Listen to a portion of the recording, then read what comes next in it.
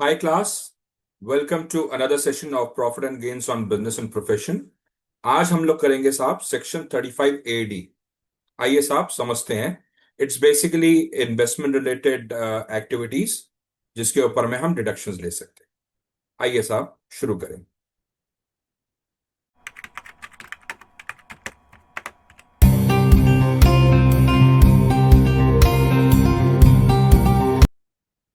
Investment linked tax incentives क्या होता है साहब कि जो सरकार है उसने आपको खर्चे के ऊपर में तो डिडक्शंस दे रही है। हमने पहले सीखा 31 सेक्शन के अंदर में आपको रेंट, रिपेयर्स, ये सब चीजें के ऊपर में खर्चा मिलता है। डेप्रिसिएशन के ऊपर में हम करेंगे। 32 हमने करना है, बट 35 करने के बाद करेंगे। तो इस सब चीजों पे हमको खर्चों पे हमारे को डिडक्शंस मिलते हैं। बट अगर आप कुछ इन्वेस्टमेंट्स करते हैं तो इन्वेस्टमेंट लिंक्ड टैक्स इंसेंटिव्स आपको मिलते हैं। अगर आपने इन इन चीजों पे इन्वेस्टमेंट्स की है तो आपको डिडक्शंस मिल जाएंगे फ्रॉम योर बिजनेस इनकम। आइए साहब देखते हैं किस किस चीजों के ऊपर में हमको डिडक्शंस मिलते हैं। This is an investment link tax incentive as compared to profit link incentives in other sections. जैसे मैंने बोला कि हमको खर्चों में पहले मिलते थे, यहां पे इन्वेस्टमेंट रिलेटेड टैक्स इंसेंटिव्स मिलते हैं। कौन कौन से हैं? स्पेसिफाइड बिजनेसेस के अंदर में अगर आपके इन्वेस्टमेंट्स हैं, यानी कि आपने ये स्पेसिफाइड बिजनेस कैरी ऑन करते हैं। कौन कौन से? Setting up and operating cold chain facilities. साहब आपने कोल्ड चेन आपने बनाई है, कोल्ड चेन फैसिलिटीज बनाई है, एग्रीकल्चरल प्रोड्यूस के लिए कोल्ड चेन होती है, तो आपको उसके लिए 35 AD के अंदर में छूट मिल जाएगी। Setting up and operating of warehouse facilities for storing agricultural produce. आपने गेहूं, धान, गन्ना सब स्टोरेज करने के लिए वेयर हाउस फैसिलिटी तैयार की है, आपको मिल जाएगा। Laying and operating a cross country, मतलब अफगानिस्तान से हिंदुस्तान या हिंदुस्तान से बांग्लादेश, अभी तो खैर टेंशन है, बट जैसे कि आप क्रॉस कंट्री नेचुरल गैस और क्रूड और petrol oil pipeline network for distribution including storage facilities आपने बनाई है। और ये स्टोरेज फैसिलिटीज जो है आपका integral integral part of the network जो है पाइपलाइन का होना चाहिए। उस केस में वो स्पेसिफाइड बिजनेस में फॉल कर जाता है। Building and operating a hotel of 2 star and above, मतलब कि 2 star, 3 star, 5 star hotel, 7 star hotel आपने सुना ही होगा। तो अगर आप कोई भी बिल्डिंग ऐसा बना रहे हैं जो 2 स्टार होटल से ऊपर है, तो उसके लिए आपको इस स्पेसिफाइड बिजनेस के अंदर में छूट मिलेगी। Building and operating hospital, hospital भी भाई साहब ये होना चाहिए कि 100 बेड पेशेंट्स के एटलीस्ट होना चाहिए, यानी कि उस हॉस्पिटल के अंदर में at least there should be a capacity of 100 bed patients. ऐसा नहीं कि आपने एक नर्सिंग होम खोल लिया, 10-15 बेड लगा लिया और आपको यहाँ पे स्पेसिफाइड बिजनेस हो जाएगा। नहीं, आपके पास कैपेसिटी होनी चाहिए 100 बेड पेशेंट्स की। Developing and building a housing project under the notified scheme of affordable housing or slum redevelopment or rehabilitation framed by central government और स्टेट गवर्नमेंट। यानी कि आपने धारावी के जो झोपड़पट्टी है, वो स्लम्प एरिया है, उसका रीडेवलपमेंट स्कीम के अंदर में, या आपने अफोर्डेबल हाउसिंग स्कीम जैसे दिल्ली के अंदर में अफोर्डेबल हाउसिंग स्कीम्स हैं उसके अंदर में आपने काम किया और आपने ये खड़ा हाउसिंग प्रोजेक्ट खड़ा किया जो कि गरीबों को घर सस्ते रेटों पे देता है, तो आप ये स्पेसिफाइड बिजनेस में फॉल कर जाओगे। Production of fertilisers in India, जो नीम फसल फर्टिलाइजर्स होते हैं, या खैर किसानों को ज्यादा पता होगा टाइप्स ऑफ फर्टिलाइजर्स। तो आपने फर्टिलाइजर प्रोडक्शन आपने की इंडिया के अंदर में, मिल जाएगा make in India project. Setting up and operating an inland container depot or container freight station notified and approved by Customs Act के तहत को जो उनके टर्म्स एंड कंडीशंस हैं उसके हिसाब से आपने कोई इनलैंड कंटेनर डिपो या कंटेनर फ्रेट स्टेशन खड़ा किया, जैसे कि अडानी पोर्ट्स होते हैं, उस टाइप में आपने कोई कंटेनर डिपो खड़ा किया, तो आपको स्पेसिफाइड बिजनेस में फॉल कर जाओगे। Book keeping and production, sorry bee keeping, sorry bee keeping and production of honey and bee wax, book keeping नहीं साहब, गलती हो गई। Bee keeping and production of honey and beeswax. तो आपने वो मधुमक्खियों की जो जो बी कीपिंग होती है वो की, जिससे आप हनी प्रोड्यूस कर रहे हो। बीज वैक्स भी होती है, वो आप प्रोड्यूस कर रहे हो। तो उस वो आपकी स्पेसिफाइड बिजनेस में आता है। Setting up and operating of warehouse facility for storage of sugar, यानी कि साहब रेडी शुगर को आपने वेयरहाउस फैसिलिटी आपने बनाई है, उसको ऑपरेट कर रहे हैं, तो भी आप इस सेक्शन में फॉल करते हैं। Laying and operating of slurry pipeline for transportation of iron ore. Setting up and, इससे ऊपर वाला क्या था साहब, पाइपलाइन जो ट्रांसपोर्टेशन ऑफ आयरन ओर के लिए आपने सेटअप किया है वो। Setting up and operating semiconductor wafer fabrication manufacturing unit if unit is notified by board in accordance with the prescribed guidelines। तो आपने सेमीकंडक्टर वेफर फैब्रिकेशन का मैन्युफैक्चरिंग यूनिट लगाया है, तो उसके लिए आपको इसमें छूट मिलती है। डेवलपिंग और मेंटेनिंग एंड ऑपरेटिंग और developing maintaining new infrastructure facility साहब, इसको मैं आपको डिटेल में बताऊंगा what is an infrastructure facility, right. चलिए साहब, तो डिडक्शन हमारे पास क्या अवेलेबल होगी, हमने ये समझ लिया कि इन इन चीजों पे हम लोग इन्वेस्टमेंट देंगे तो हमारे को डिडक्शन मिलेगी। डिडक्शन क्या होगी? कैपिटल एक्सपेंडिचर में साहब 100% डिडक्शन है आपके लिए, ठीक है। बिजनेस इनकम से कैपिटल एक्सपेंडिचर का 100% डिडक्शन मिलेगा। एक्सेप्शंस क्या है? लैंड, गुडविल, फाइनेंशियल इंस्ट्रूमेंट्स नहीं मिलेंगे आपको डिडक्शंस। भाई साहब लैंड तो आप कभी भी बेच सकते हो ना, आप कभी भी कुछ भी यूज कर सकते हो। गुडविल आपने बनाई है साहब, वो गुडविल आप कैसे भी यूज कर सकते हो, right. Any sum greater than rupees 10,000 paid by any other mode than the banking channels, NEFT, RTGS, cheque, bank transfer, IMPS, UPI, credit card, अगर इनके अलावा तो भाई कैश ही बचता है। तो अगर आपने कैश के थ्रू से पेमेंट करी है, 10,000 के ऊपर के अमाउंट नहीं मिलेगा। Expenditure prior to commencement of business, तो expenditure incurred wholly and exclusively for the purpose of specified business prior to the commencement of the operation would be allowed as deduction during the previous year in which assessee commences operation of his specified business। यानी कि आपका जो specified business है, अगर आपने pre commencement period का कोई खर्चा किया है, तो आपको in the year of commencement of business आपको ये खर्चा मिल जाएगा। Amount incurred prior to the commencement of business should be capitalised. तो साहब ये जो आपका कमेंसमेंट ऑफ बिजनेस से पहले का जो खर्चा है, वो आपको कैपिटलाइज करना पड़ेगा, ठीक है, in order to get the deductions. और ये डिडक्शन आपको कब मिलेगा? ये आपको तब मिलेगा जब आप ओल्ड रिजीम में रहोगे।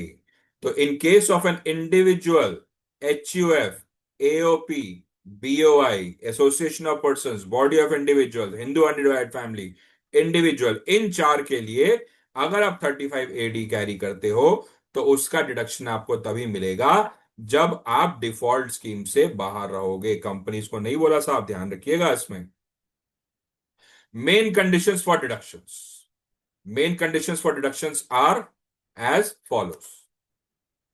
The specified business should fulfill following conditions. क्या क्या होने चाहिए? It should not be set up by splitting up or reconstruction of a business already in existence। यानी कि आपका डीमर्जर से ये नहीं होना चाहिए, ठीक है। स्प्लिटिंग अप और reconstruction of business that already exist नहीं होना चाहिए। पता लगे आपका एक बिजनेस था, वो चल नहीं रहा, उसको आपने दो हिस्सों में तोड़ा, आपने 35 AD के लिए इन्वेस्टमेंट की, बाकी बिजनेस आप वैसे चला रहे हैं, नहीं, नया सेटअप होना चाहिए। It should not be set up by transfer to specified business of machinery or plant previously used for any other purposes। आपका जो प्लांट एंड मशीनरी है वो नया होना चाहिए, और अगर आपका प्लांट एंड मशीनरी पुराना भी है तो वो 20% से ज्यादा का वैल्यू का आप इसके अंदर में नहीं डाल सकते हैं। अगर 5-10% की मशीनरी आप डाल रहे हो तो चलो मान भी लेते हैं कि भैया ठीक है, चलो कोई बात नहीं। मगर अगर आप बोलोगे कि भाई साहब 50% की मशीनरी ले लो, पुरानी मशीनरी से काम करेंगे, तो ऐसे थोड़ा ना है भाई। वो उसने इन्वेस्टमेंट आपने क्या की, नई इन्वेस्टमेंट चाहिए हमको, कैपिटल हमको बनाना है, अपनी इकोनॉमी में कैपिटल एक्सपेंडिचर इंट्रोड्यूस करना है, राइट। तो अगर आपकी प्लांट एंड मशीनरी की वह जो आपने पुरानी में से इंट्रोड्यूस किया 20% से कम होती है, तो ठीक है, नहीं तो साहब नहीं चलेगा।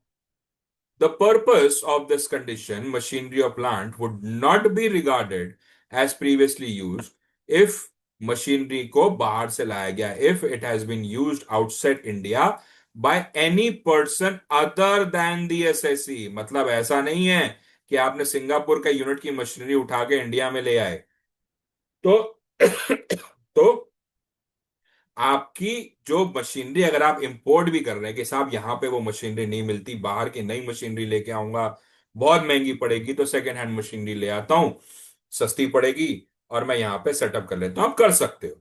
बट बट बट वो machinery should be used by any other person, not from yourself, provided the following conditions are satisfied। Such plant and machinery was not at any time prior to the date of its installation by the SSE used in India। आप पहले कभी वो use India में use नहीं हुई होनी चाहिए। Plant and machinery was imported into India from a foreign country, बाहर से इंपोर्ट होनी चाहिए, India state to state import नहीं चलेगा। No deduction on account of depreciation in respect of such plant or machinery has been allowed to any person at any time prior to the date of installation by the assessee। तो जो इस machinery लेके आ रहे हैं वो कभी भी India में, ऐसा नहीं हो सकता कि यह इंडिया में आई, फिर यहां से बाहर चली गई, फिर आप लेके आ रहे हैं, तो वो डेप्रिसिएशन यहाँ पे चार्ज नहीं होनी चाहिए बाय द एसएससी। पता लगे आप एक मशीनरी लेके आए, इंडिया में दूसरे कामों के लिए यूज करी, आपने बाहर बेच दी, फिर आपने बोला यार स्पेसिफाइड बिजनेस के लिए ले दो मेरे को, ऐसा नहीं होता था, क्योंकि आपने उस पर डेप्रिसिएशन चार्ज कर रखा होगा।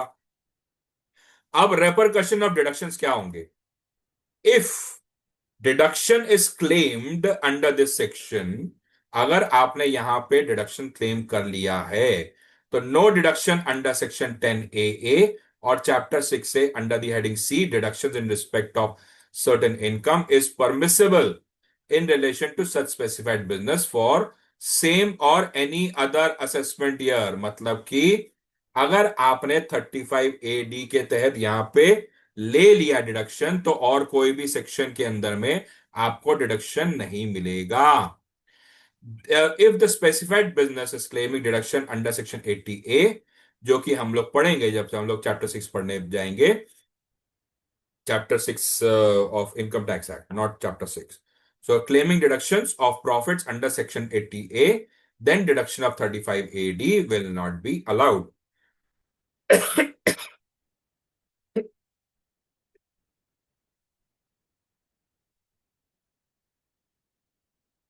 Assessee cannot claim deduction in respect of such expenditure incurred for the specified purpose under any other provision of the Income Tax Act 1961 in the current year under this section for any other year। Assessee cannot claim deduction in respect of such expenditure। इसी साल के अंदर में आपको expenditure claim करना पड़ेगा, अगले साल में नहीं। If the deduction has been claimed or opted by him or allowed under section 35AD। Other conditions for deductions क्या होना चाहिए? साहब आपके अकाउंट्स ऑडिट होने चाहिए। assessee must be used, asset must be used for the period of 8 years in specified business। 8 साल तक आपका वो चलना चाहिए, वो एसेट यूज होना चाहिए। Such asset demolish, destroyed, discarded और शुड, अगर ट्रांसफर होता है तो deduction has been taken if the asset is demolish, amount receive और receivable shall be liable to tax. जो भाई साहब जितना पैसा आपको मिला उतना टैक्स दे दो, खत्म, राइट। अब such asset is used for any other business other than the specified business during 8 years। अगर एसएससी is used, अगर the asset is used for the purpose other than the specified business during the 8 years, तो in the previous year, beginning from the previous year in which the asset is acquired or constructed, income कैसे लिया जाएगा? Total amount of deduction आपने जो लिया था minus total depreciation allowed. तो supposedly आपका एक एसेट था 10 लाख का, 2 3 4 5 6, आपको मिल गया डिडक्शन सपोजिंगली 7 लाख का। ठीक है, तो ये 7 लाख का डिडक्शन आपने ले लिया और आपने 1 2 3 4 और ये 5, 7 लाख का डिडक्शन ले लिया और टोटल डेप्रिसिएशन आपने सपोजिंगली क्लेम कर रखा था। अगर आप इसको नॉर्मल यूज करते तो आपका डेप्रिसिएशन बनता कुछ 3 लाख रुपए का अभी तक के अंदर में।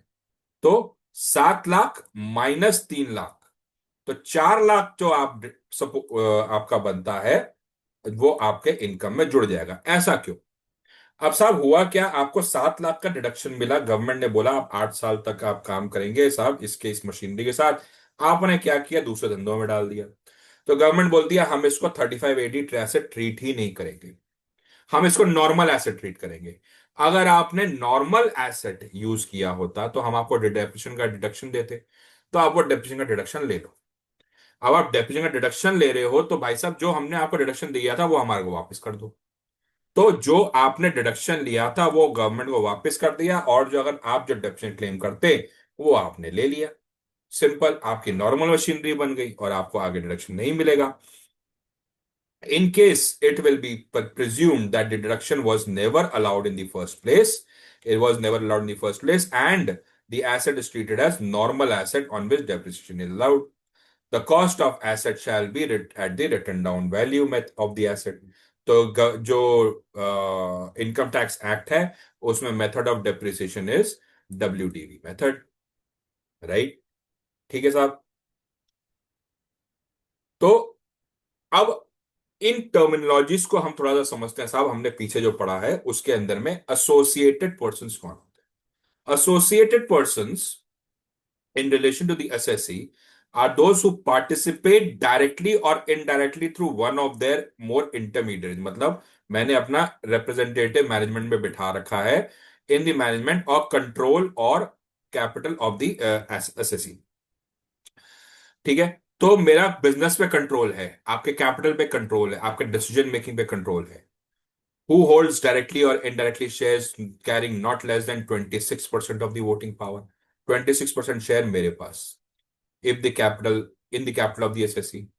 Who appoints more than half of the board of directors or members of the governing board, or one or more executive directors or executive members of the governing board of the SSC? मतलब आप या तो आप इतना powerful हो कि आप half of the board directors आप अपॉइंट कर रहे हो, या आप एग्जीक्यूटिव मेंबर हो, या आप एक या एक से ज्यादा एग्जीक्यूटिव मेंबर अपॉइंट कर सकते हो, एग्जीक्यूटिव डायरेक्टर्स अपॉइंट कर सकते हो। ठीक है, who guarantees not less than 10% of the total borrowings of the SSC। मतलब जो कंपनी ने लोन लिया, जो बोरोइंग्स ली, उसका एटलीस्ट 10% आप गारंटर हो। मतलब मैं एक कंपनी हूं SVA लिमिटेड, तो SVA लिमिटेड का अगर उसने एक लोन लिया है 10 लाख का, तो मैं 1 लाख तक की गारंटी अगर मैं देता हूं तो मैं इंटरेस्टेड पार्टी हो गया, एसोसिएटेड पर्सन हो गया। ठीक है, या मेरी वाइफ ने अगर 10% का अगर मान लो गारंटी दे दी, मैं इस कंपनी का मालिक हूं, मैं इस कंपनी का मेन शेयर होल्डर हूं, तो मैं तो एसोसिएटेड हुआ ही हुआ। अगर मेरी वाइफ ने इसके अंदर में 1 लाख तक की गारंटी ले ली तो वो भी एसोसिएटेड पर्सन हो जाएगी। इंफ्रास्ट्रक्चर फैसिलिटी जो मैंने आपको बोला था साहब कि मैं आपको समझाऊंगा, it is nothing but road, it is nothing but a road including toll road, a bridge और a rail system, a highway project including housing and other activities being an integral part of highway project। highway project है, वहां पे अगर आप housing scheme या other activities भी करते हो तो भी आपका इंफ्रास्ट्रक्चर फैसिलिटी के अंदर में आ जाता है। A water supply project, water treatment system, irrigation project, sanitisation and sewerage system project, solid waste management system यानी कि जो कूड़ा, मल, एक्सेट्रा जो आप डिस्पोज ऑफ करते हैं, तो वो आपका सॉलिड वेस्ट मैनेजमेंट में आ जाता है। सीवरेज सिस्टम, ड्रेनेज सिस्टम आ गया। अब port, airport, inland waterway, inland port और navigational channel in the sea. Right, right. तो साहब ये इंफ्रास्ट्रक्चर फैसिलिटी आती है। आइए साहब समझते हैं losses that are set and carry forward. The loss of an SSC claiming deduction under Section 35AD in respect of specified business can be set off against profit of any of other specified business under Section 73A. Speculative transaction से ये set off हो जाएगा irrespective of whether the latter is eligible for deduction of 35AD or not. ठीक है साहब। अब तो ये जो है साहब, जो स्पेसिफाइड बिजनेस है ये कब से आपको डिडक्शन मिलेगा, ये समझ लेते हैं। लेइंग, एक एक्सक्यूज मी, हाँ, laying and operating of cross country, laying and operating of cross country, laying and operating of cross country natural gas pipeline जो आपको मैंने बताया था वो 1 अप्रैल 2017 से है। Building and operating anywhere in India, 2 star hotel, 100 bed patients, notified slum जो आपका हाउसिंग प्रोजेक्ट्स है वो 2010 के बाद से आपको मिलेगा। Notified scheme housing projects, production of fertilisers, आज कुछ गड़बड़ हो रही है, सॉरी। हाँ, so notified scheme of affordable housing projects, production of fertilisers, ये आपको मिलेगा 1 अप्रैल 2011 के बाद से। Setting up of and operating inland container depot जो आपको मैंने कस्टम्स एक्ट वाला बताया, बी कीपिंग आपको बताया, setting up operating housing warehousing for sugar हो गया, ये तीन चीजें आपको मिलेगी 1 अप्रैल 2012 के बाद से। Slurry pipeline for iron ore setting up of semiconductor wafer वो मिलेगा 1 अप्रैल 2014 के बाद से। Developing and operating and maintaining and developing and operating infrastructure facility 1 April 2017 के बाद से। कोल्ड चेन और warehousing for agriculture produce 2009 के बाद से। ठीक है साहब, तो आज की क्लास यही तक थी साहब। अगली क्लास में मिलेंगे दूसरे सेक्शन के साथ। Till then, thank you and have a nice day ahead. Please do like, share and subscribe my channel. Thank you and have a nice day, bye.